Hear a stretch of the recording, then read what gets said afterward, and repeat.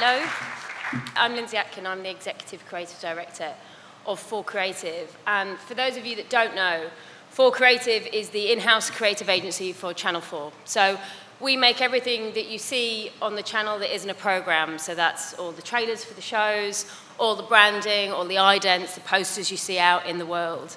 And there's a load of it on our website, and we have very little on there, but it says, yes, it's as fun as it looks. And it is, but the truth of it is sometimes it's also really terrifying. And it's one of those terrifying times that I'm here to talk to you tonight about, because I'm sure a lot of you have had them, but you know, there are those briefs that you see the work that comes out of, and you kind of idly think, you know, over the years, God, I'd love a crack at that.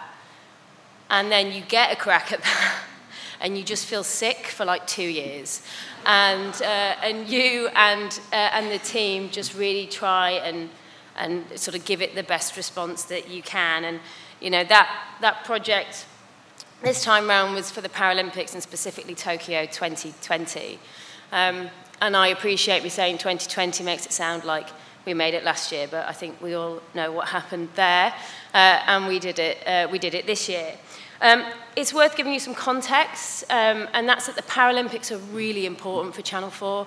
As our CEO kind of says, the Paralympics encapsulate everything that we stand for at Channel 4. And that goes back to when we first got the rights in 2012. And it is kind of wild, really. I hope this plays sort of low so I can kind of talk over it. We'll see if that happens. Yeah. It's kind of wild to think of it now, but the Paralympics was always just treated as an afterthought to the Olympics. It was barely broadcast. If it wasn't marketed. No one watched it. And it's pretty hard to understate what Channel 4 did to really change people's attitudes towards not just the games, but also shifting kind of positive attitudes towards disability in this country. You know, I do say that, recognising that collectively we also have a long way to go there. But it wasn't just the way it was broadcast, it was also the huge marketing and advertising investment that the channel put behind it. And as Matt kind of just touched on, you know, there were two ads which I'm sure some of you may recognise these frames from. So London 2012, which was Meet the Superhumans, and then Rio 2016, which was We Are the Superhumans. And both these campaigns won Cannes Grand Prix, they won Dean A.D. Black Pencils, they're both on the national curriculum. Like, I'm allowed to talk about them like this because I didn't work on them, but like, that's what makes that third album really terrifying. And you kind of go, well, where do we go from here? Like, what, you know, how do you, the third part of a story that's been told twice, how do you find creative space to tell a new story? And so I'm going to condense what is months of thinking into a couple of slides here, right? And that's, both of those campaigns use this phrase, superhumans. And superhumans was a huge force for good. But it's worth remembering that, you know, that first campaign launched like nearly a decade ago. And in more recent years, there has been perhaps more pushback on that line of being like, it does perhaps other disabled athletes more in that it makes them seem like these kind of sports terminators who can do no wrong, these kind of perfect people. And in recent years, we understand that, of course, it's not disability that sets these athletes apart. It is the sacrifices they make and the commitment and the obsession and the drive. Like any human being has, like, you know, I'm sure loads of you doing things that you care about, but these athletes take it to a level that most people can't even comprehend, right? So it became this thing of being like, it wasn't about superhuman, it was about the fact that they were super ruthless, super competitive, super emotional, super obsessive, super driven. These really human qualities, but like taken like times 10. So that kind of led us and allowed us to split that end line up, which became for this year's Super.Human. And that quite literally gave us the other side of the coin. We were like, okay, we've done super a couple of times. This time it's about telling the human story and about the human aspects of what it means to be a Paralympian. So we had this, and as kind of the creative process in advertising goes, you go, okay, let's just write loads of scripts and see if we can come to an idea. So loads of scripts were written, but there weren't really any kind of home runs until Owen, who's the deputy ECD of 4Creative, wrote this line from his sketchbook. And it says, "To be a Paralympian, there's got to be something wrong with you." And that line to us totally encapsulated this extreme mindset that we were talking about. So two things happen there. You go, oh, thank God, there's something there. And then you're like, okay, now we've actually got to work backwards from that. If that's how we're going to end the thing, what's going to be the 3 minutes that gets us to that place? And so we kind of started thinking about what that narrative could be. And if we're thinking about a mental space and what it must feel like to be a Paralympian, we kind of, there's this great clip of Jodie Cundy, who's a cyclist from London 2012, and he has a false start and he's disqualified from the race. And a camera captures him saying, "This is 4 years of my life." And you're like, oh, it really is, like 4 years. So we sort of went, well, what might those 4 years feel like, that emotional journey you kind of go on? And we created this sort of hypothetical story arc, if you like.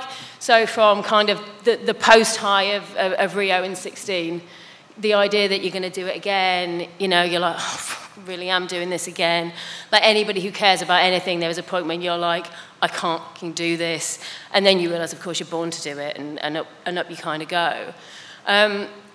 So we went, okay, there's a story there. It would have been wildly arrogant, I think, if we went, well, we're just going to write it. So that's when we kind of picked up the phone to about 20 different para-athletes who very kindly shared with us things they loved about what they did, things they didn't, things they were really frightened of, things they gave up. And that allowed us to start to stitch together a story. And I say story because the amount of rewrites on this project was just, I won't talk to you about rewrites because it's really dull just going, and then we did it again and again and again, but we did. And this is a screen grab of the creative team's kind of Google Drive, because what you're trying to do is create a story where there's one overarching narrative, but you're telling individual stories within that.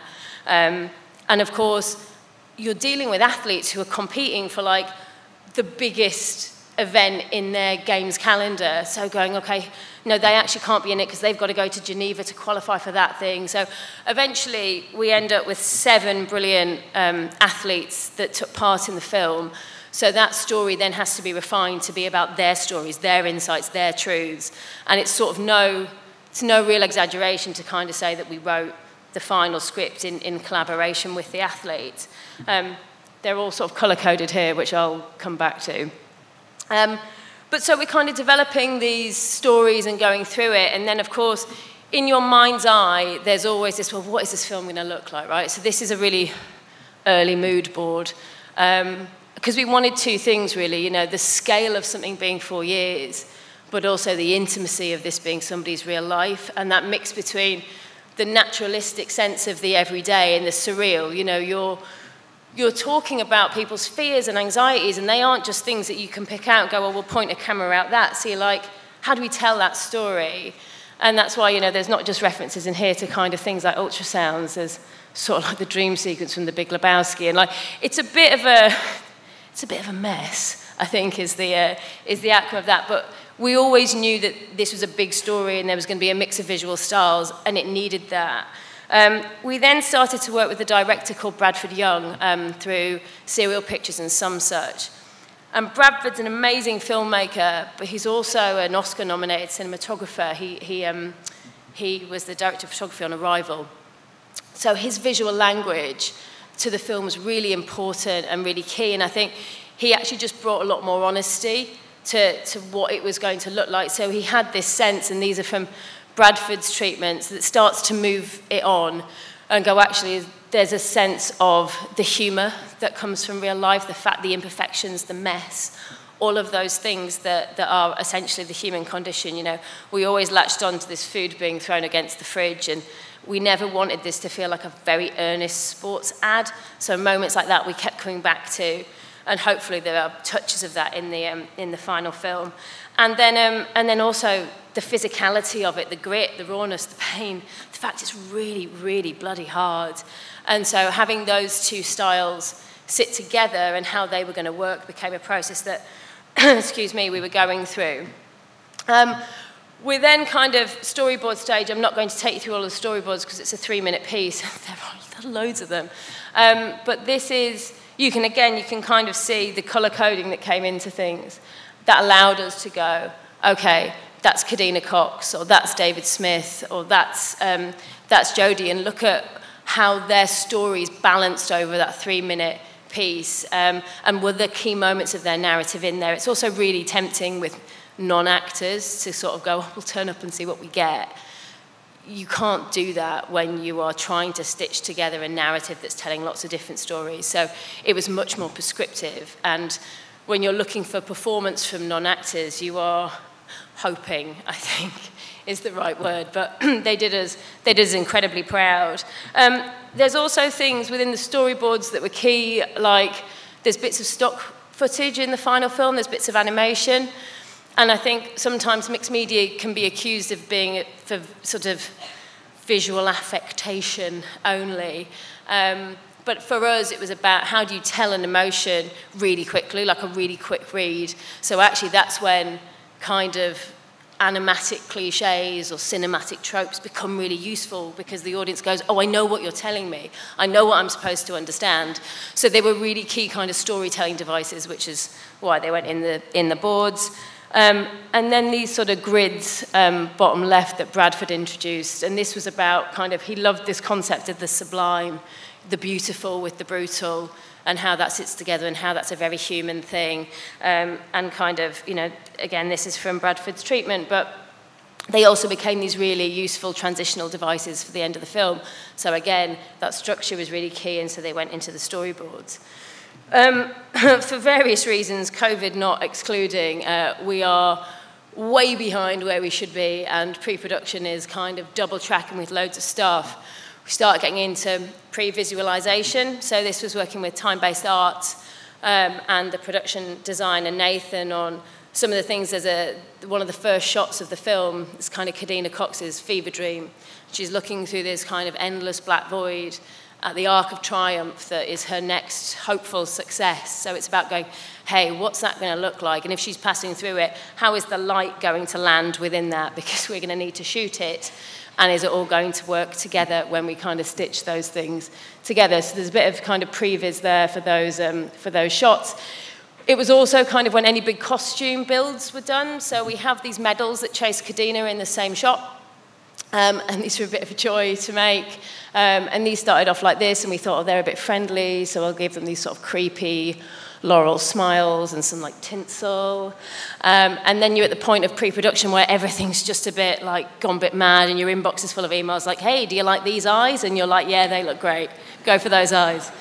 And then these guys start to turn up, and then you cast incredible dancers in them, and then realize they have very limited movement. And then here they are at kind of, this was the first night of the shoot. We did a night shoot at Crystal Palace, so I think this is quite honestly about 4 in the morning.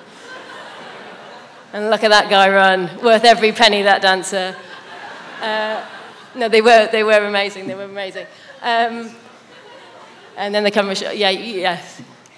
But there were loads of other things on the shoot as well we had to be really smart with. You know, again, limited time, limited budget, limited time with athletes.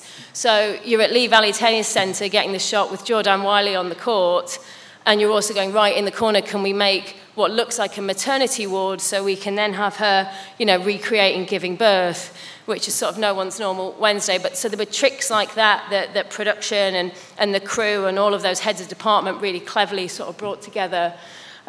We shot in other really interesting locations. This was, again, recreating a bocce court in this amazing hall in Poplar. And again, jellyfish lights that helped us get some of the shots. Ellie Simmons, we shot London Aquatic Centre. They've got this pool, which is amazing. The floor rises. So we could get the camera onto what is essentially the water level. So you're shooting both of those shots on the side of the pool, and then you're dropping the floor down. The whole thing fills with water. And then, you know, you're getting the underwater shots, which is always kind of really exciting. So those were interesting. There is always a shot of everybody on a shoot staring at their phones like it's the least interesting thing they've been to, when actually it's the most interesting thing they've been to. And of course, you know, lots of important decisions like what bucket do we want for the sick bucket and all of those sorts of important things. There's moments in the final film where there's kind of macro shots of bruising and blisters and teeth being half punched out and skin suits being ripped, and we hunted high and low for stock. We were like, surely we can just cover it off with that, and you know, you get to a point where perfection or want or whatever it is kicks in, and you're like, this is just not what we want. So we shot all of that in a very dark, very hot room. I think during that kind of some of those first hot days.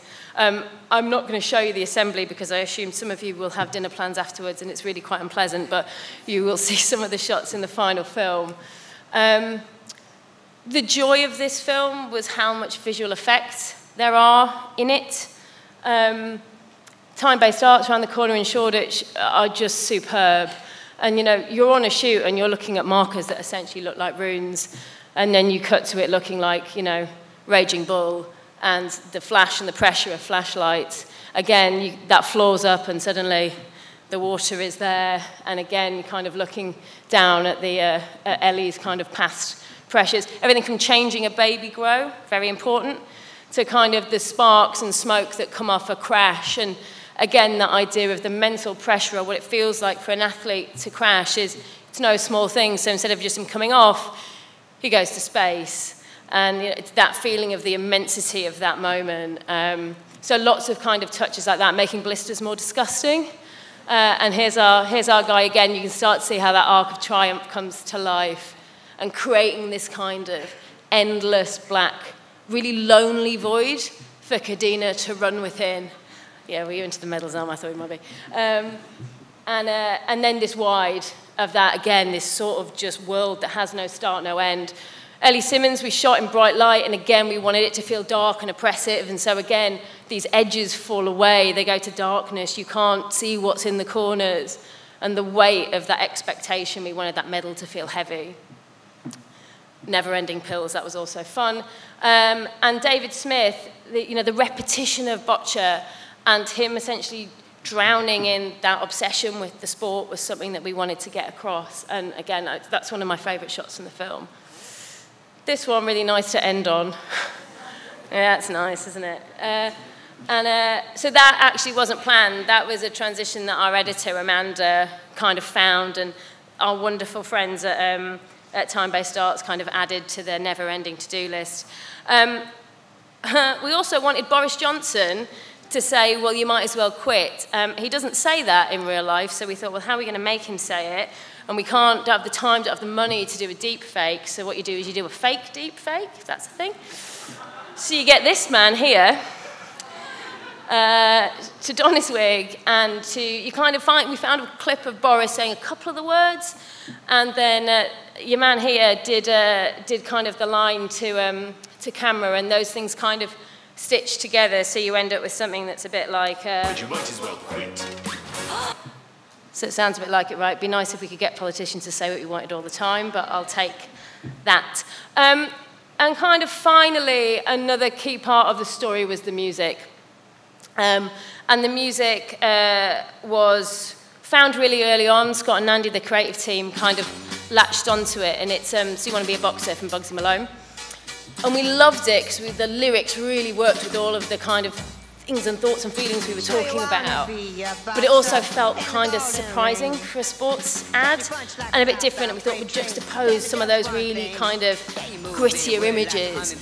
The problem with the track is it doesn't really go anywhere. So there's no lift, there's no rise. And at the end of a Paralympics ad, you want it kind of going sort of gangbusters. So we got it rearranged and re-recorded and added in a strings element to it and brass. We always sort of planned to have an almost sound-alike vocal because we love the original. But then we heard a British artist called Jay Prince, and he did a test audio for us. And when we heard it, you just believed him. You believed in what he was saying. And I think, like a lot of things in this ad, it came down to going, does it feel human?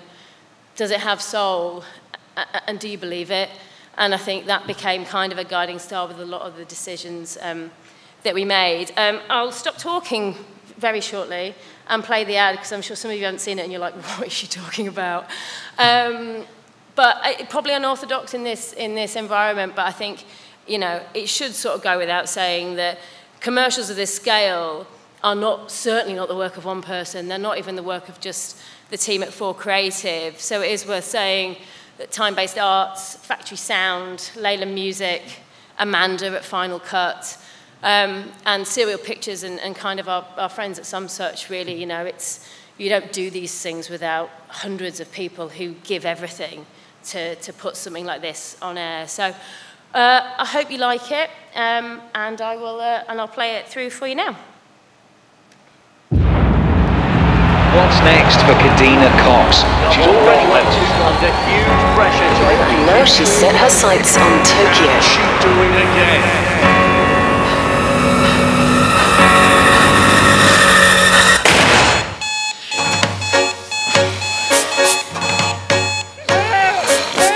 So you wanna be a boxer in a golden ring? Can you punch like a southbound freight train? Tell me just one thing. Can you move in a world like a hummingbird's wing if you need to? Ooh, that's fast. Can you bob, can you weave, can you fake, can deceive when you need to? Or you might as well quit if you haven't got it.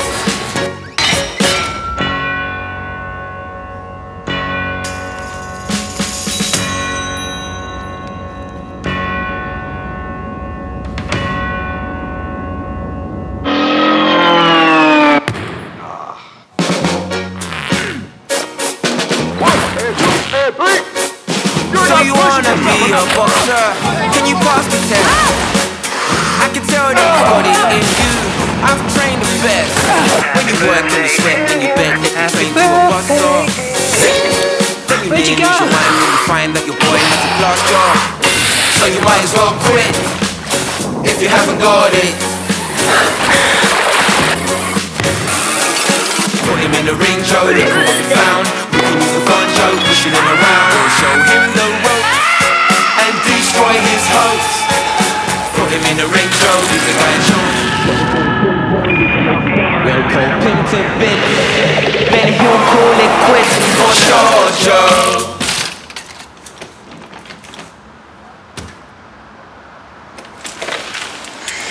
For fuck's sake.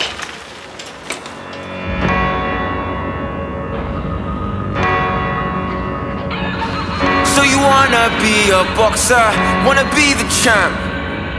There's a golden boy inside you, not a punched out tramp. If you listen and you learn, there's a honor you can earn. This year's Paralympics have been postponed. When you do see the crown, you're a king, not a clown, a contender. Well, you might as well quit. If you haven't got it, But you might as well quit. if you haven't got it, in the ring, show something in the hand, got it. We have the swing, Joe, get what goes around, got